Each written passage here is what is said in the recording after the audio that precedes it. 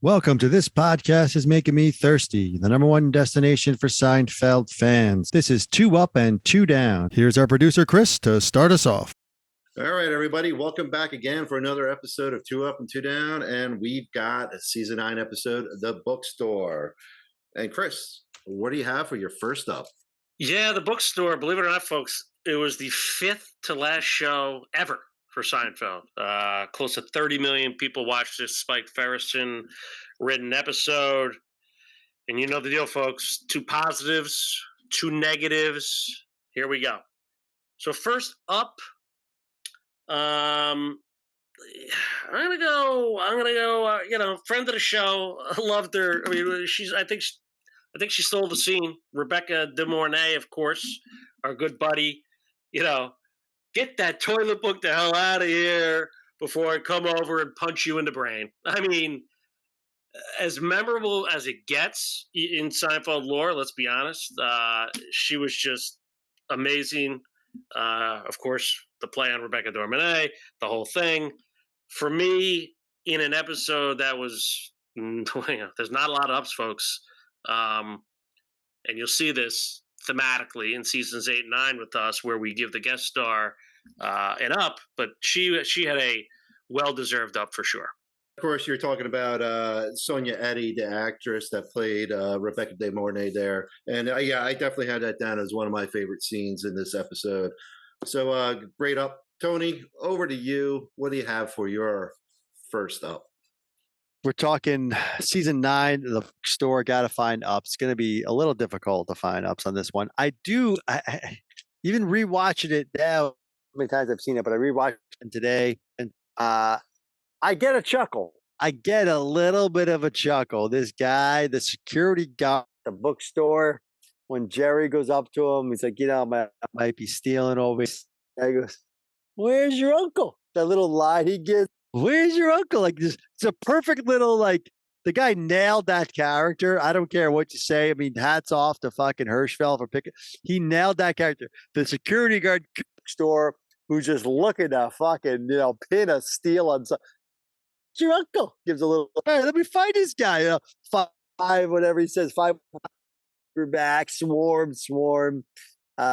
Give that guy an up. I give that little scene an up where Jerry's just trying to like scare him, and the guy's like, "All right, this is it. This is what I live for. You got me. I'm ready to do this. Where's your uncle?" And then the swarm thing. That's my first up. All right, I was just chuckling by you just doing his imitation there. All right, Chris, back to you. What's your second up? Yeah, I can hear that guy's voice in my head. Yeah, I might save this for the grade, and there's a lot of Uncle Leo in this episode. I just like a couple of his lines.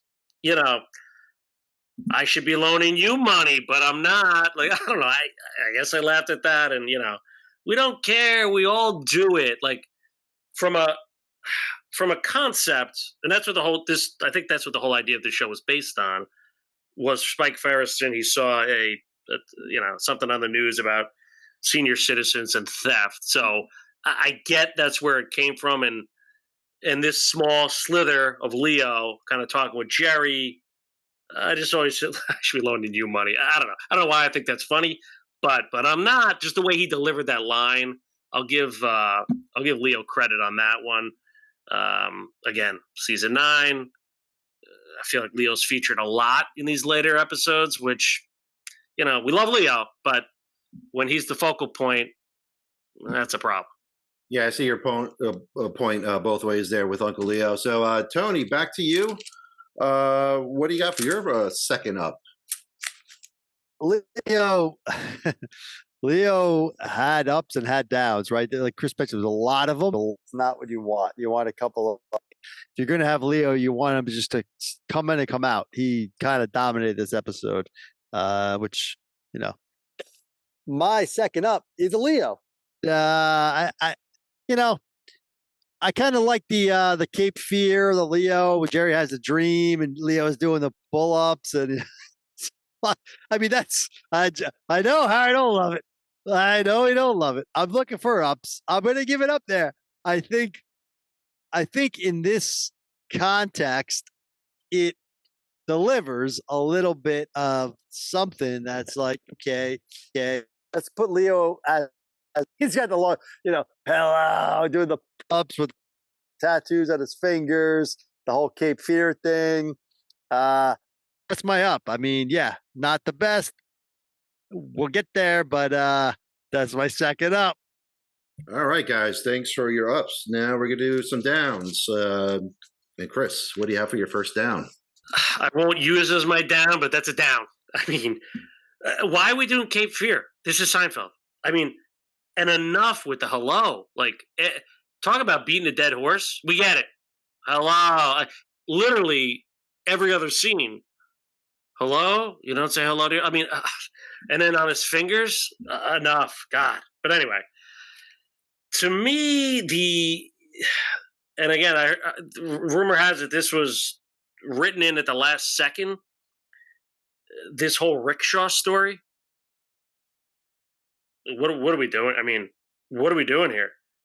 Like, this showed it was written at the last second. Like, let's have a rickshaw because Kramer saw it in a book, and now he's running around this. Newman knows a guy in the Hong Kong post. I mean, what? Like, what? Help me out here. I don't even know. Is it funny? And obviously that goes back to de Mornay with the homeless or running around rickshaws. Just I'm tying that into the up, but that's really a down. I mean, the rickshaw story. I never got it.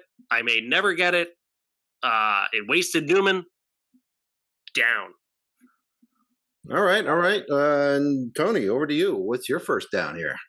I got so many, and Chris kind of touched on one of mine, but I think I have enough here. I mean, there's so much here. I don't even know where to begin. I'm gonna give my first down is actually, Chris mentioned when I gave my Uncle Leo as my up, and he said, the hello, it played out. Yes, agreed. My down is the Newman and Kramer in his bedroom. What? And then Newman says, "Good night, good night, Newman." For the hello, Newman. Hello, Jerry. Jerry's like, everyone out of here, yelling like, what is going on? Like this whole episode, just off the rails from the beginning, just like a hodgepodge of different things. None of it makes any sense. None of it's funny. It kind of jumps the shark, if you will, within the episode is when, Newman and Kramer in Jerry's bedroom while he's sleeping, and they say good night to each other in the hello Newman, hello Jerry voice, but a good night part of it. That to me, that's where I'm out. I'm checked out. If I wasn't already, I'm done after that. So that's my down. All right, there, Tony, and over to you, Chris, for your second down. What do you have? Yeah, season 9. We love this show because of the conversations. We typically love the show when they have those conversations back at Monk's. But this one, this skank conversation, when Elaine comes back and wearing the same outfit, at Monk's. So she just shows up at whatever. And the whole, Jerry, Skanko Roman wrestling, and just, and then George jumps in. Oh, just tell everyone you're dating. Like all of a sudden, he's like Mr. Advice Guy, which he never is really. I would have preferred that from Kramer, believe it or not. It's just the whole skank, like, and then it just went like back and forth with it. And again, I touch on this a lot. I don't like the coworkers over there at Peterman. It just, brightened the skank story, which I just didn't like. And there's a lot more. I can go on and on with Elaine, but I'll stop just right there with the skank conversation. Kind of set the tone for the episode as the makeout scene happened early on. So that's my second down. Yeah, there you go. All right, thank you, Chris. And Tony, what's your second down? He covered enough Elaine stuff. I mean, I had other Elaine stuff written down that I could kind of call out as specifics, but there's just enough here to give other downs. So I don't even know where to go with this. I have two spots. I think I'll just call this out because I feel like this is going to ruffle cat feathers. Uh, the opening scene, Kramer, doing everything in the apartment. Like, yeah, okay, fine.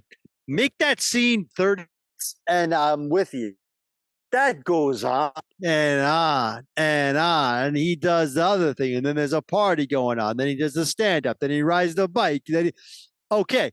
A nice little glimpse into what Kramer's doing when Jerry's not there. I can even get behind it in season 9 cold open. But they played that out. It just carried on. I didn't clock it, but long opening scene, cold open kind of thing where Kramer just did too much. It just threw too much at that. They could have cut that short. They could have showed us a couple of little clips of what Kramer might be doing in the apartment, and I would have liked it. They went on a little too far. That's my next down. All right. Thank you, Tony, for that down. And we're going to go to grades now. Chris, over to you. What do you have for your final grade here? Yeah, I almost think that was an ode to Pink Hat fans. Almost like a mini clip show. Exactly. It was. That's what I said. It was Pink Hat fans love that. Yeah. And I get it, but too much. Yeah. So, yeah, agreed. And, touch on Elaine. You probably had plenty of Elaine, but I mean, the fake crying at the office when she sees the guy making out, that one just always bothered me. This one, okay, calling Jerry, eat your soup away from the bucket, away from the. I can't watch that scene. Terrible. I mean, just the book, the skank talk. It was just boom, boom, boom, boom, boom, back and forth, back and forth, back and forth. The dream sequence, the sleeping in the room. Like I said, I think it's a wasted Newman episode. Kramer, I don't know what's going on. We forgot to mention this. The callback to Elaine dancing. This is the third callback. Enough. Are you going to dance again? And even George bring it like. Bookstore is an F.